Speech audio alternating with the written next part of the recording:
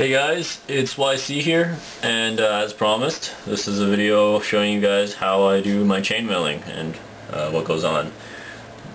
It's going to be sort of like an instructional video, so you can, if you feel like it, follow along and do some chainmailing of your own. There's plenty of stuff on the internet though. With me today is Jason. Hey. And he's going to be narrating. Yep. Alright, so let's begin. Alright, so we begin with the necessities of making chainmail. First off, we have our coil of wire. It is 16 gauge bright aluminum wrapped around a 5/8 of an inch wide dowel. We used an apparatus that we made ourselves, and with a process and the apparatus we will show you in another video.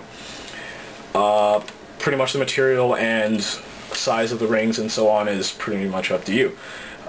Then we have the wire cutter, which will nicely remove the rings and separate them from the coil.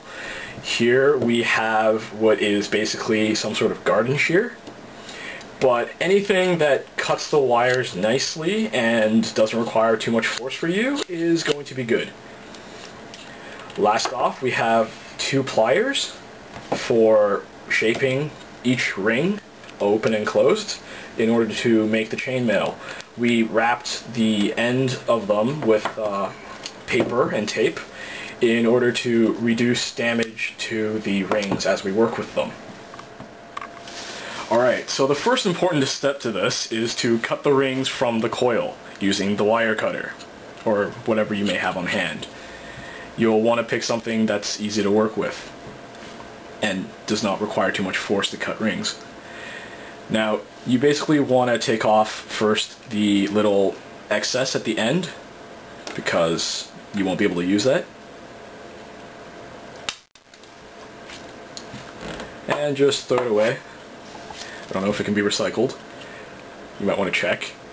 Then essentially you start cutting rings. Just make sure they're lined up nicely. Both ends of the rings are roughly next to each other so that they match nicely. With this cutter we can actually cut three or four at a time.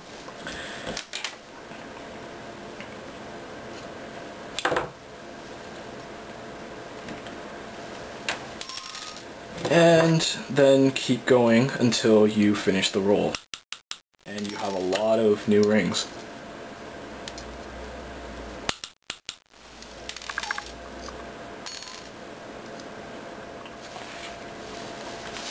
Okay, so the next step obviously is to shape the rings, because when we cut them, they were in their original coil shape. So as you can see, they're not lined up straight, but they're not open enough for you to slide another ring in. So they're kind of useless right now. So what you need to do is make two types of rings. You're going to want rings that are closed, completely flat like this, and that's going to give you a perfect ring. Or you want them open, so give it a millimeter or two of gap so that you can slide other rings into it and then close it. So that's how you're going to be doing your chainmailing. Today we're going to be doing European 6-in-1. That means that every one of these rings will have 6 other rings going through it. Now this is a less common weave, but it does look a little bit denser in the end. The most common weave is actually European 4-in-1. That means that 4 rings are in every one ring, so every ring has 4 through them.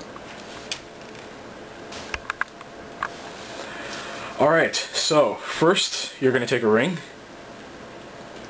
and then you're going to take one end with a plier, apply enough force to hold it, and with the other end, bring it parallel to the edge, and twist one way or the other to either close it or open it.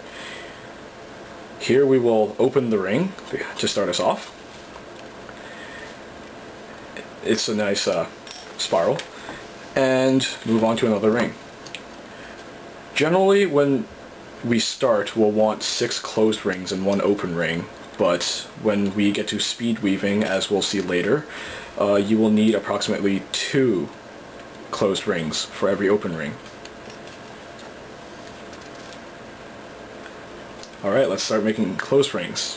Just twist them a bit, about a millimeter or 2. This makes the ring flush at the point where you cut it. so that it doesn't catch on anything, and it's a perfectly closed ring.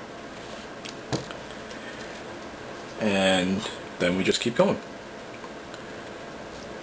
Yeah, you're going to want to wait until you have a good little pile of these things. Obviously, all of these didn't come from that one coil that you saw. That coil could have made a lot more. This is more or less 4 cuts full.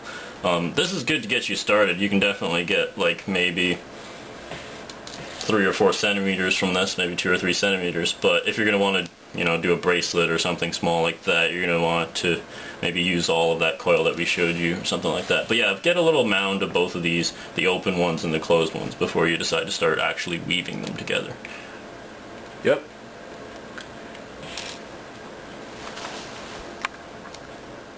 Alright, so first part of actually starting to weave this thing is to make a starting point. For 6-in-1, you'll want 1 open ring and 6 closed ones. So what you do is just slot the closed ones in, one by one, until you have 6 of them just dangling there.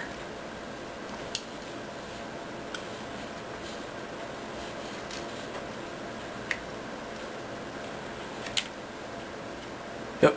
Then you can close the open ring.